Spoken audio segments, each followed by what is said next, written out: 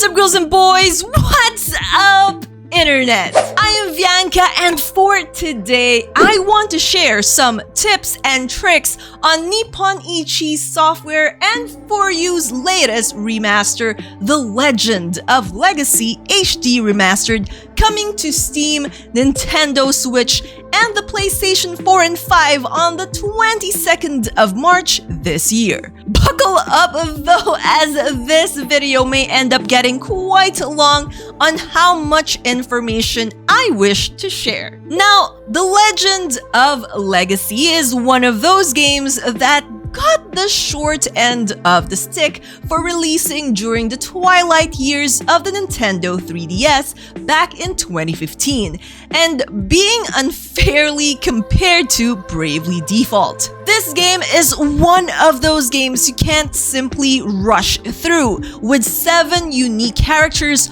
all being driven by different things and all having their own conclusions to the story. The Legend of Legacy is also a game that doesn't follow the typical formula for JRPGs, as the story isn't really laid out and you are only given a bare minimum to get the ball rolling.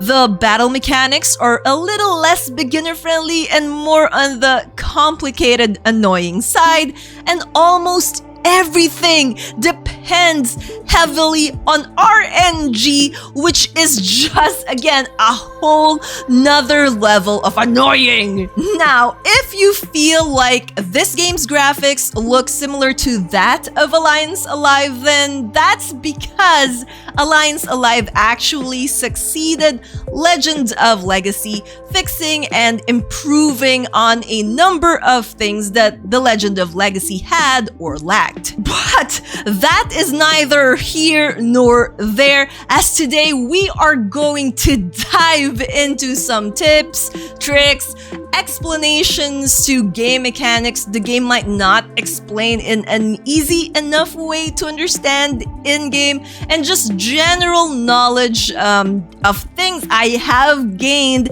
from playing this game early, thanks to our good friends over at Nippon Ichi Software America, who gave me the review copy to use for today's video. So, without further ado, let's start off with the first thing you will be introduced with upon starting a new game: character selection. The Legend of Legacy HD Remastered, as I've mentioned before, has 7 characters you can choose from at the start of the game.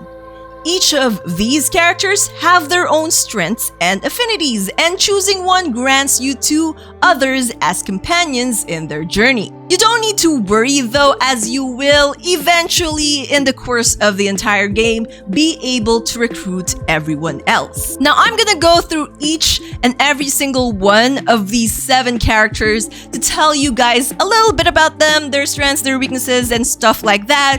So let's start off with the first one, the mysterious elementalist Mayers. He starts off as both a swordsman and a magic user with strong affinity with the HP and SP attributes, meaning that he will end up ranking these up and improving them after each battle, most likely. His specialties are short swords, spears, staves, bows, and shields.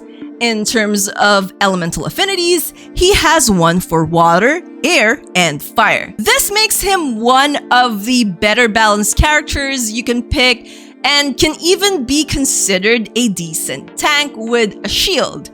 But considering he is good with all the charm or elements in this game, it is highly advised that you don't give him that role and instead pick someone else for it. Next up is the versatile jack-of-all-trades Amnesiac Bianca, who specializes with a variety of weapons, namely fists, short swords, long swords, axes, spears, staves, bows, shields, basically the whole enchilada. Interestingly though, she doesn't have any strong attribute affinities, but her stat does end up rising quicker than the others despite of it. Now, for quick awakenings, she is your gal. She'll really learn every art quickly compared to the other characters. There is a caveat attached to her character though, as you know, choosing her as your main can leave a painful experience for you in this game,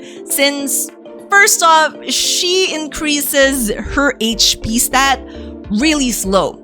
Second, she gains SP in the same relatively slow slog, which actually defeats the purpose of having all those cool skills learned, since you will be sorely lacking the SP to use them. She can fit on any role, but don't bother putting her in as a tank for the reasons stated above. So what would a game that has a bit of focus on treasure hunting be without your resident treasure hunter? Well, Liber, like Bianca, also doesn't sport any particular strong attribute affinities, but he is one speedy dude. Unlike Bianca though, his specialization is limited to fists, short swords, axes, bows, and healing items, with his elemental affinity being water. If you bring him along, you cannot go wrong with giving him bows, as he specializes in striking first and asking questions later. As fast as he is though, he doesn't get a ton of HP, and his SP increases slowly as well. But you will see his support stat rising quicker. To offset this, his guard stat ends up being left in the dust. Because of this, it's a great idea to pair him with a good tank. Garnet is the holy knight of the party in Legend of Legacy, with a high attribute affinity to HP. She does well with fists, short swords, long swords, spears, bows, and shields, and specializes in the water element, making her one of the best damage dealers in the game. She also does well as a decent tank, but is bogged down by her guard stat not leveling up as quickly as one would like, and you may find yourself begging for luck to be on your side when it comes to her.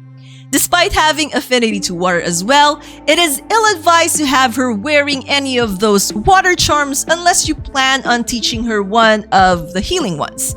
It is, in my opinion, better to keep her as a swordswoman than making her rely on magic. We now move on to the mercenary of the group, Owen. Similar to Garnet, he finds boosts in HP after battle common. Unlike Garnet though, he has more weapon specializations with short and long swords, axes, spears, staves, shields, and healing items. His element? Air. Owen is going to be one of the best tanks you can find in this game, as his HP and guard stat rises quickly after battles, as long as, you know, your luck is really good with the RNG, more than anyone else in the cast. As great as a tank as he isn't that good of a magician. He is flat out bad at it. The only magic I have for him and use him with are the shield spells. So yeah, stick with the physical stuff with him if you plan to use him. Eloise, who I honestly picked as my first playthrough character, has one of the fewer weapon specializations of the lot, only being proficient with fists, staves, and healing items. But she makes up for this as being one of the best healers you can pick. She is the mage in Legend of Legacy HD Remastered, but her attack stat does end up rising faster than you would expect despite her role allocation. Having said that, considering her proficiency in using staves and fists, which are the worst weapons in this game, you are better off leaning to her role as a magician more than just using her as a physical attacker. She does have poor guard and HP though, so you would definitely need a good tank if you take her along, and she shines much later on in the game as well, when you actually get your hands on all the charms for her to use. And lastly, the strangest one of the bunch, Philmia, the Frog Prince. He gets HP and attack boosts after battles and specializes in short swords, long swords, axes, spears, staves, and bows, as well as having a strong elemental affinity to water. Filmia is a physical fighter who doesn't really work well as a tank despite having a lot of HP boosts coming his way, should the RNG gods allow, what with his lack of shield specialization. So it's much more advisable to just use him as a physical attacker who dabbles in a little bit of water magic. I can't really say much about him since I don't particularly like his character, so if you're looking on help on how to effectively use him, sadly, you won't get any from me. Now, what does affinity actually mean apart from the obvious of them being good at whatever it is they are attached to, whatever this affinity is attached to? Well, for the Legend of Legacy HD Remastered, that means that they can learn, or as this game calls it, awaken skills faster whenever they have a strong affinity with whatever weapon or skill they are using. Having said that, you can get everyone to learn all the skills, and you don't really have to pigeonhole any of them for a specific role, but grinding, oh my gosh, the grinding involved in this is such a pain in the behind. You're better off not even trying. Unless, of course, you like the grind and you consider yourself a masochist. Now, moving back to character selection, and as I've mentioned previously, you will automatically be paired with 2 other adventurers. Now, who those characters you end up getting paired with depends on which character you initially picked. Picking Mayors will give you Bianca and Garnet as companions. Choosing Bianca will give you Filmia and Eloise. Liber goes with Eloise and Mayors. Garnet with Owen and Mayors. Owen gets paired with Garnet and Filmia. Eloise adventures with Owen and Liber, and lastly, Filmia gets to drag Liber and Bianca along. Now, all of these teams are well balanced, and if you want to find out the story as a whole for each of them, you would have to, and the game does require you to play through the entire game with them. Now, moving on from character selection and onto the Legend of Legacy HD Remastered's battle system and its mechanics. So battles here are a little bit complicated and quite honestly a chore with how long they could end up being even when fighting against the common mobs in the game. Anyways, there are certain unconventional things in the game compared to others of the same genre. For one, HP are fully replenished after each battle. However, if a character gets knocked out and the battle ends, your character ends up getting what they call mortal damage, which lowers their HP a bit until you rest for free at an inn or interact with one of the NPCs that can heal you in dungeons. SP, on the other hand, doesn't get replenished after each battle. Instead, you get 1 point back at the beginning of each turn. So, to replenish it outside of resting in inns, you can opt to either use a consumable item for it or simply use skills that have 0 SP costs tied to them. Now, what do you do if a character gets knocked out while you're still in battle? Well, there are no revival items in this game. So instead, you have healing items and charms that can revive them, like Healing Hands and Rejuvenation, or the fire charms Phoenix Grace, using those to automatically resurrect a character from a knockout as soon as it happens. Pretty useful if you're fighting stronger foes. Fleeing in combat is a bit different in this game as well, as instead of simply running away from your foes, you will quite literally be running for the hills, or in this case, running to the entrance of the entire area. Yep, area. Not just the current map you are in, like it's the start of the dungeon you are in kind of area. It can be annoying, especially if you are trying to just bypass enemies in favor of getting somewhere fast and end up interacting with one you really don't want to fight with.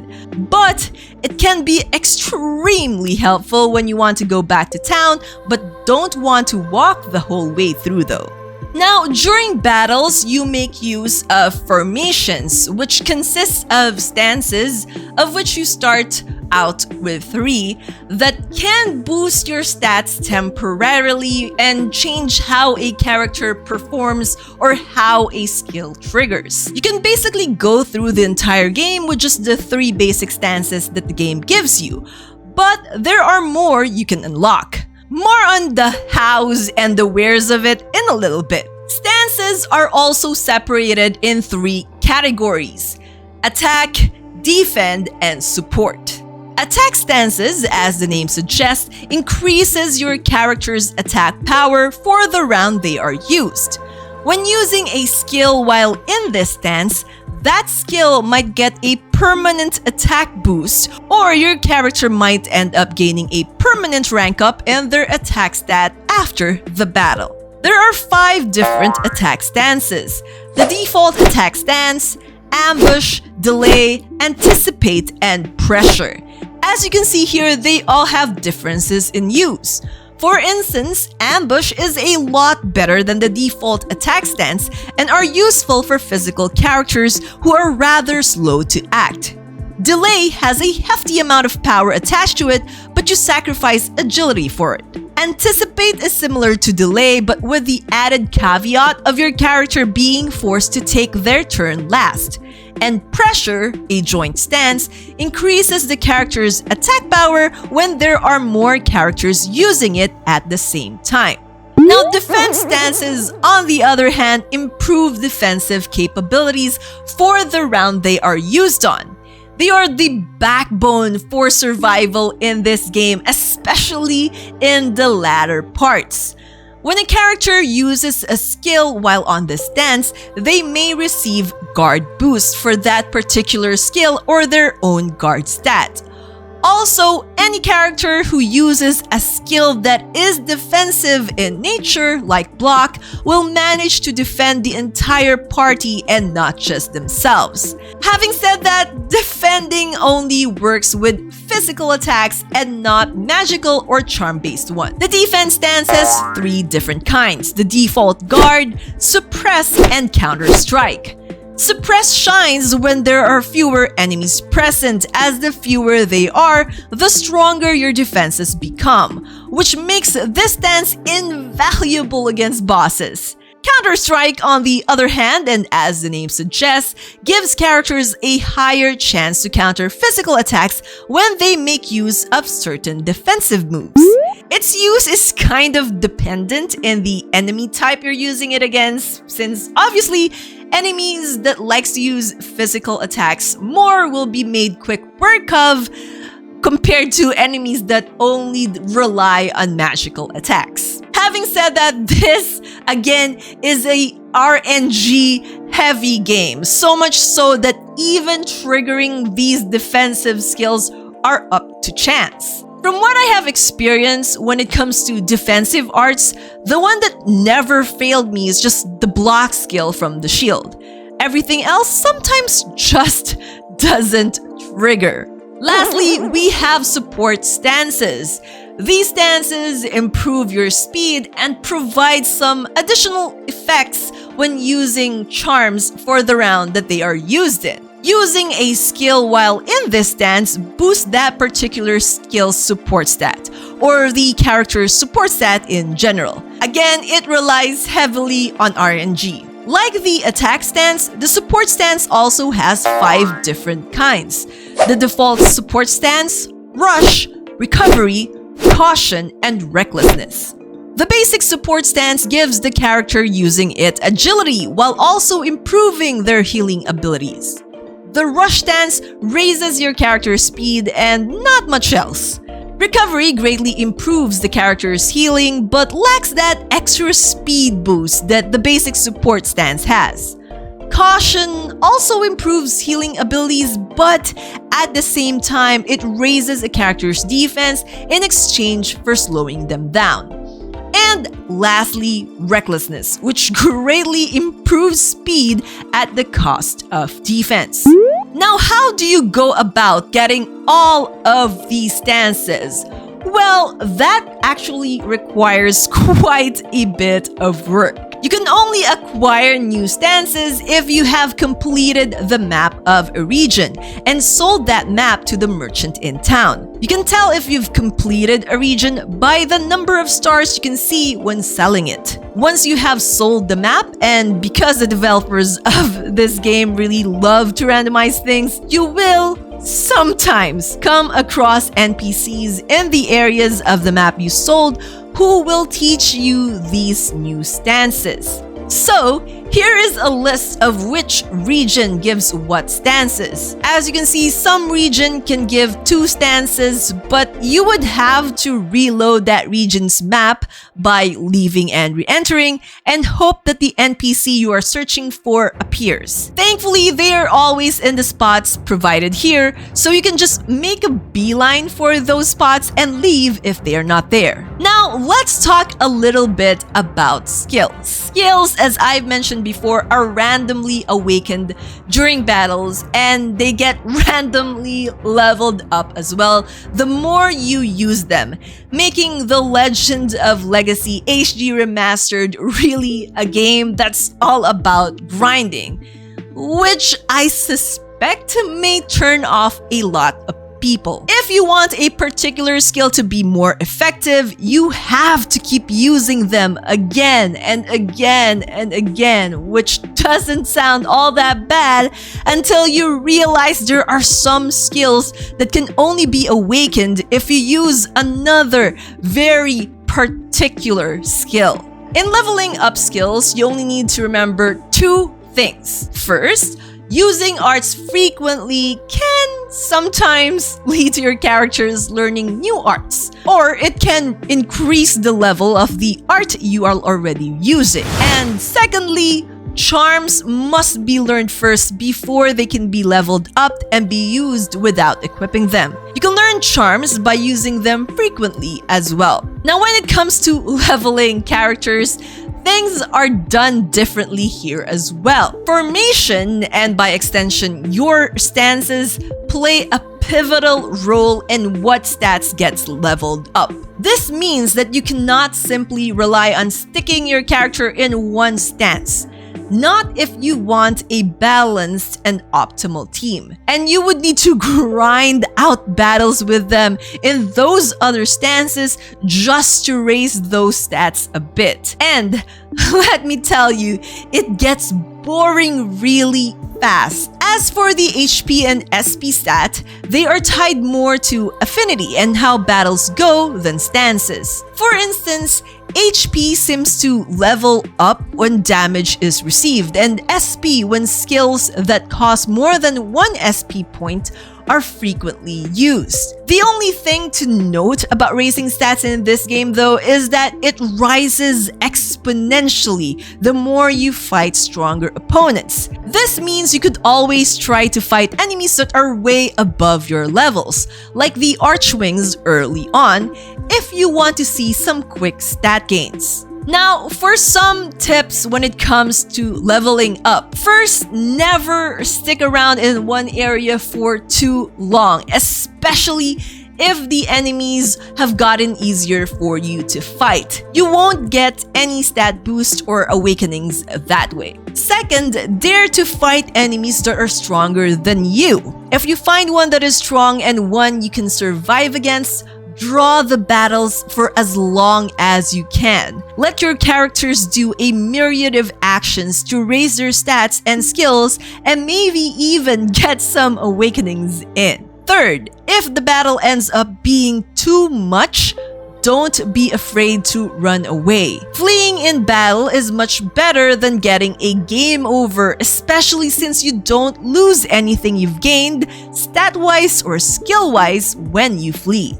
Fourth, even if the game does let you recruit the other characters, it doesn't necessarily force you to swap out the characters you are already using. With how the leveling system works here, trying to level all 7 characters in a single playthrough is a futile act and one that will waste hours of your life. It is better to stick to 3 characters and level them up than play around with all 7. And lastly, one of the best enemies to grind out early on are the ARCHWINGs, which are these griffin-like enemies you can find in the Roaring Valley. You can trigger battles against them by touching the shadows on the ground. They can be quite intimidating at first, but as long as you keep yourself at about 200 HP, you should be fine. I would also advise not fighting against them unless you have the water shield. Now, what I like to do with this battle against them is form a water contract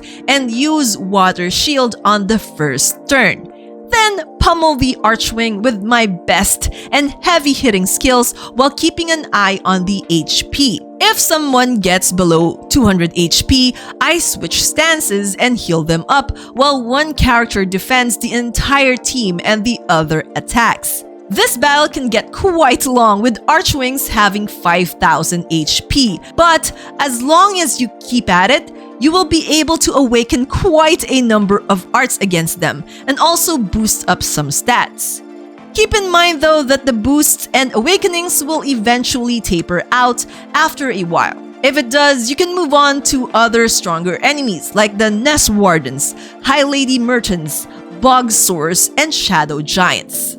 Now, there's one more thing about battles that you guys need to know, and that is the elemental scale, which you can view on the upper right of the screen during battles. The elemental scale is a useful feature that shows you which way the elements blow on the entire battlefield, which in turn has a profound impact on the sway of battle. You can get a more detailed look at how these elements are saturated by pressing the square button on the PlayStation, then whatever buttons are representative on it on the other consoles during battle. What effects you get depends on what element is dominant. For instance, a battlefield dominated by water has all charm-based output halved for enemies and allies alike. Air-dominated battlefields have all physical damage halved. Fire has all physical damage doubled, and Shadow has charm-based damage output tripled for everyone on the battlefield. You can affect how the scales tip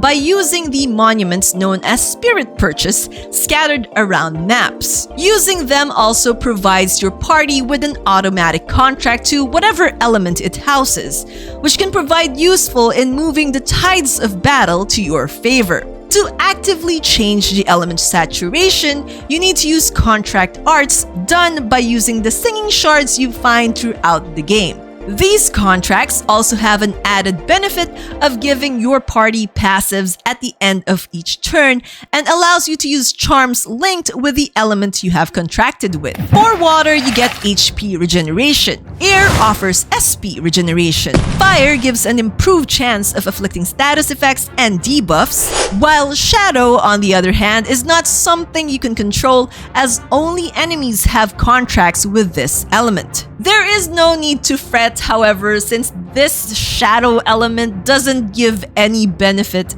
either way. How strong these effects are, however, depends on the elemental saturation in the battlefield. Note that when an enemy casts a charm, considering they don't need contracts, whatever element that charm is tied to is yanked to their corner, depicted by the elemental symbol falling on their side of the field, as you can see in the upper right corner of the screen. This is why contract defense is important, which is a method used to prevent enemies from getting field dominance and is usually and effectively done by having a slow character cast the contract, which allows your party to steal the contract back should an enemy obtain it first. Now, moving on from battles, let's talk about money in this game. The last topic in today's video. Money is hard to come by, and that's even more true in this game.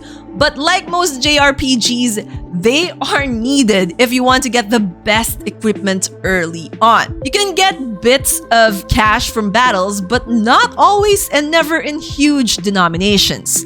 You can also find items by searching sparkles on the ground around regions and selling them for some profit. The best method to get money, however, is also one of the most dangerous endeavors you can try, especially early on. It is doable, but again, luck plays an important role in it too. Basically, what you need to do is first off, have Roaring Valley available to visit, and secondly, be strong enough to deal with Archwings, just in case. In the Roaring Valley, you will find several entrances to an area called the Archwing Burrows, which is divided into 3 maps as a whole. What you only need to do is make several laps around the Archwing Burrows, inspecting the nest there and hoping to get yourself Archwing wings, which sell for a hefty 500 apiece. Doing a lap here nets you 6,000 in cash if you're lucky. Again, RNG, since there might be times inspecting the nest lands you in a battle with Archwings and their nefarious cousins, the Nest Wardens. Now, what do you do with the money you earned from this method? Well, you can use it to buy stuff from the daily specials of the merchant in the middle of town, or you can make use of the port and the ships for hire there found on the far west side of town. The ships here, especially the more expensive hires, provide some of the best equipment the game has to offer, but they rely on real-world time for their shipments. So you can go ahead and hire a galleon for 5,000 coins and shut the game down, and 6 hours later find yourself with a hull from their exploits. Granted, you can try to cheat on it, but there is a danger of your ship getting lost, thus removing this feature entirely from your current playthrough if you do, which is something that those who play this game on the 3DS and those who made use of this time-traveling method actually found out for themselves the hard way. It's good to note, however, that every time you clear the game, the time it takes for the shipment from these vessels to return is reduced. And that's about it. A very informative, at least I hope it is, dive into some of the more confusing things, some of the more annoying things in The Legend of Legacy HD Remastered, dashed with a couple of tips here and there. Anyways, that's all the time we have for today. Thank you all for watching, and I'll see you all in the next video. As always, I am Bianca, and until the next time, dream on, fly on. Bye-bye for now. Keep safe, everyone. Someday, we'll have our last conversation, drink our last cup of coffee. Someday, we might